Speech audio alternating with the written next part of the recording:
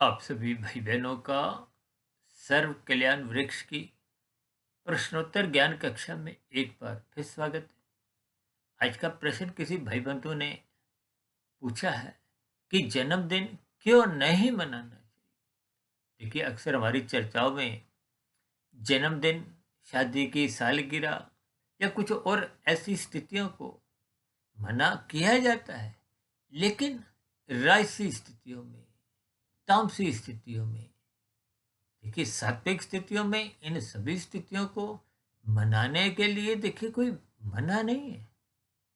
देखिए, मानना, मना, मनाना, ये सब अलग अलग इनके अर्थ हैं। देखिए, रजोगुण के प्रति इसलिए हम बार बार राजसी तामसी स्थितियों को इन जन्मदिन, शादी की सालगिरह से मना करते हैं। इसके पीछे का अर्थ, भावार्थ आपको हमें समझने हैं।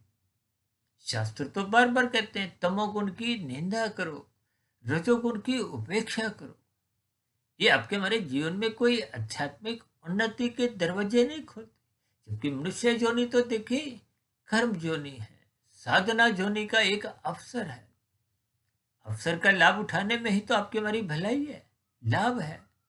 आध्यात्मिक उन्नति के दरवाजे तो तभी खुलते हैं जब आप अपने मिले हुए जीवन के अवसर का लाभ उठाते हो।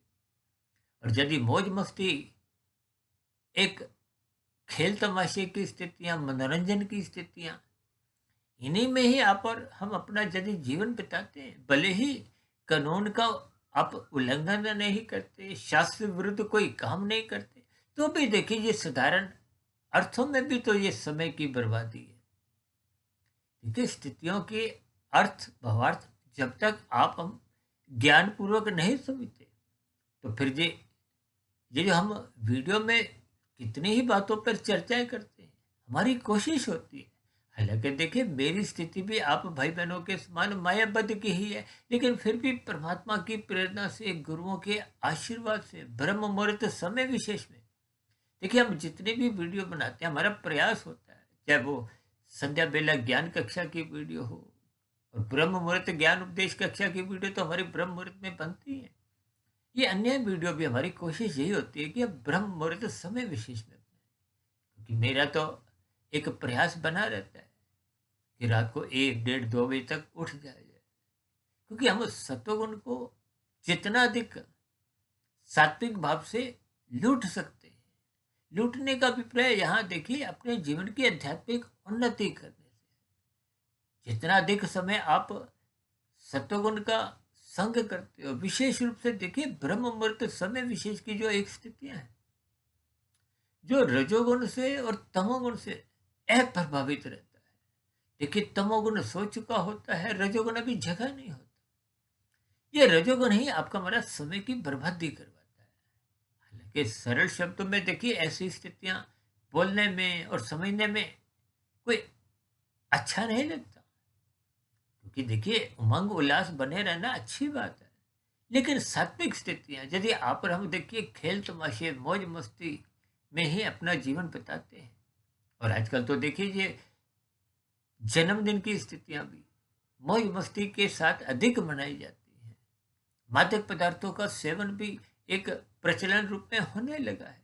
तो इन सभी स्थितियों को मद्देनजर रखते हुए इस राजसी और तामसी स्थितियों में हम जन्मदिन मनाने की थोड़ी एक मनाही करते हैं।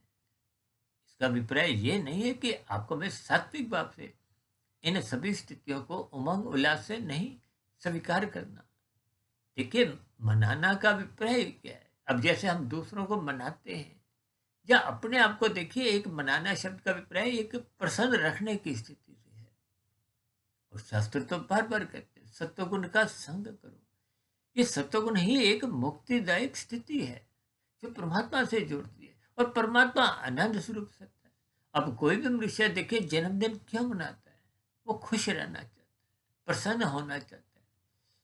और इन खेल तमाशों में भले ही एक वक्ती तौर पे आपको में प्रसन्नता मिलती है, लेकिन ये कोई स्थायी प्रसन्नता नहीं है। स्थायी प्रसन्नता तो तभी मिलती है जितना जितना आप परमात्मा की नजदीकियां प्राप्त करते हो, जितना जितना आप ज्ञान में स्थिति में स्थित होते हो। जबकि ये राजसी और तामसी स्थितियां तो आपके मेरे ज्ञान को ही कमजोर करती है। लगती है। जब ज्ञान ही कमजोर होने लगता है तो परमात्मा से विमुखता बनने लगती है, क्योंकि परमात्मा आनंद स्वरूप सत्ता है। आनंद स्वरूप सत्ता के निकट जाने से, सम्मुख होने से आपको में आनंद की झलकें भी मिलती हैं और आपका मेरा स्वयं का ज्ञान भी आवर्त नहीं होता। और यदि आप संसार के सम्मुख होते हो तो सर्वप्रथम आपके हमारे जीवन में परमात्मा से विमुखता बन जाती है। परमात्मा से विमुखता बनते ही आनंददायक स्थितियों का प्रवेश आपके हमारे जीवन में समाप्त हो जाता है, जिसको आप और हम आनंद संसार में ढूंढने की स्थितियों में समझते हैं। देखिए, संसार तो माया का है, ये द्वैत में स्थितियां हैं। सुख के साथ दुख एक जुड़ा रहता है, छिपा होता है। जब आप सुख को उठाते हो, चखते हो, उसका भोग करते हो, उसमें छिपा हुआ दुख आपको में नजर नहीं आता। ठीक इसी तरह भगवान श्री कृष्ण जी ने तो देखिए आप इस जगत को ही दुखालय से संबोधित किया, यानी कि यहाँ दुख अधिक बने रहते हैं। और हम तो यहाँ बार बार कहते हैं, आपके हमारे जीवन में देखिए सुख तो मिनटों के आते हैं, घंटों के आते हैं, अधिक से अधिक दिनों के आते हैं, जबकि महीनों से, सालों से देखिए इनके अर्थ भावार्थ आपने एक सपेश दृष्टिकोण से समझने हैं। अन्यथा देखिए शब्दों की स्थितियां भटकाव उत्पन्न करती है। इसलिए हम सभी भाई बहनों को अपना जन्मदिन या और भी देखिए जो स्थितियां हैं मनानी चाहिए, लेकिन सात्विक भाव से। देखिए, जन्म के साथ दिन शब्द जुड़ा है। दिन का अभिप्राय क्या है? प्रकाश से होता है। प्रकाश का अभिप्राय ज्ञान में स्थिति से होता है। और यदि जन्मदिन मनाते मनाते आप और हम अज्ञानता में चले जाते हैं, अचेत होने लगते हैं, देखिए पदार्थों का अधिक भोग भी आपको में अचेत करता है। अचेत का मतलब आपके मरीज जो एक साधारण स्थितियां रहती नहीं। और जब आप मादक पदार्थों का सेवन करते हो तो स्थितियां और अधिक बिगड़ने लगती। इन सभी दृष्टिकोण से आपको में जन्मदिन को केवल सात्विक भाव से मनाते हुए अपने जीवन के महत्व को समझना चाहिए, क्योंकि आपका मेरा मिला हुआ जीवन दिन प्रतिदिन घटता जा रहा है। क्योंकि प्रारब्ध में तो आप और हम देखिए अपनी एक निश्चित आयु लेके आए हैं। आयु का अभिप्राय निश्चित सांसों से है। और जब जब आपके हमारे भोग विषय बिगड़ते हैं तो ये आपकी बड़ी सांसें भी तेज करते हैं, तो शरीर के स्तर पर रोगग्रस्त की स्थितियां उत्पन्न हो करते हैं। और जब जब आप मद्य पदार्थों का सेवन करते हो तो कुछ तामसी स्थितियां आपके हमारे जीवन की सांसों को और अधिक तेज करती है। इसलिए इन सभी स्थितियों के भावार्थों को आपको वे ज्ञान पूर्वक समझते हुए शादी की सालगिरह, हालांकि आज के प्रश्न में देखिए सालगिरह का तो प्रश्न नहीं है, लेकिन ये सब देखिए जन्मदिन, शादी की सालगिरह, अक्सर इन दोनों शब्दों को, दोनों स्थितियों को, दोनों वाक्यों को अक्सर हम राजसी और तामसी स्थितियों में मनाने से एक मना करते हैं, क्योंकि ये शब्द ही अपना अर्थ बताते हैं। जन्म के साथ दिन जुड़ा हुआ है। अब किसी का जन्म देखिए रात को हुआ तब भी उसको जन्म रात से शब्द नहीं बोला जाता, जन्मदिन ही कहा जाता है। दिन का अभिप्राय प्रकाश या सात्विक स्थितियों से है, यानी कि जब तक ज्ञान में स्थितियां बनी रहती हैं ये प्रकाश ज्ञान एक ही बात है। अब कोई भी मनुष्य है, देखिए कोई बच्चा हो, युवक हो, सबको अंधकार में स्थितियां बनते हैं, यहाँ पर हम प्रकाश करते हैं किस लिए? अंधकार में आपको में भय लगता है, ठोकरें लगती। ठीक अज्ञानता में देखिए रजोगुण एक धुंधली स्थिति है, तमोगुण अज्ञानता की, अंधकार की स्थिति है। उस दृष्टिकोण से भी आपको में सात्विक दृष्टिकोण से ही अपने जीवन को व्यतीत करना चाहिए, अनुशासित रखना चाहिए। और ये जन्मदिन की राशि स्थितियों से बचना चाहिए। और तामसी स्थितियों की तो हम हर क्षण निंदा वैसे ही करते हैं। इसलिए आज की चर्चा विशेष में इन सभी स्थितियों पर मैंने थोड़ा और स्पष्टीकरण दिया है। फिर भी मेरी कही गई बात पर किसी भाई बंधु को कोई बुरा लगा हो, क्योंकि जिस भाई बंधु ने ये प्रश्न रखा है उसको मेरी कोई ना कोई वीडियो देखिए, मैं तो अपने प्रतिवर्ष ही जन्मदिन वाले दिन तो मैं देखिए मृत्यु से संबंधित ही स्थितियों पर प्रकाश डालता हूँ। और वैसे भी मैं देखिए मृत्यु से संबंधित अब तक 50-60 वीडियो तो प्रसारित कर ही चुका हूँ, क्योंकि ये मृत्यु आपको में परमात्मा से जोड़ती है, जबकि संसार की अमर्यादित राशि भोगों की स्थितियां आपको में प्रमाद में गिराती हैं।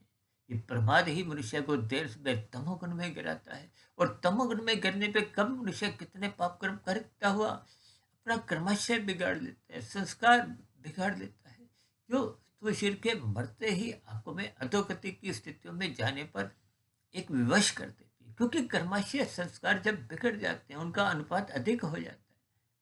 तो फिर कर्मफल सिद्धांत के अनुसार आंखों में नीचे की जोनियों में जन्म लेने को प्रकृति विवश कर देती है। देखिए, इन सभी स्थितियों को आपको में ज्ञानपूर्वक समझना चाहिए, ताकि कहीं भी कोई अंधविश्वास, शंका या भय की स्थितियां उत्पन्न नहीं हो।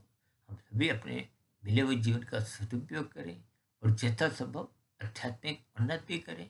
इन्हीं शुभकामनाओं के साथ चर्चा विशेष का भी यहीं विश्राम देते हैं।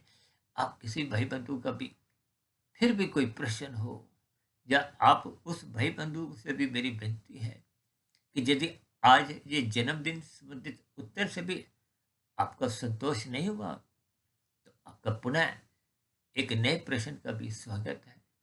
चर्चा विशेष को यही विराम देते हैं। आप सभी भाई बहनों का इस चर्चा विशेष को ध्यानपूर्वक, धैर्यपूर्वक, गंभीरतापूर्वक सुनने के लिए आप सभी भाई बहनों का बहुत बहुत धन्यवाद।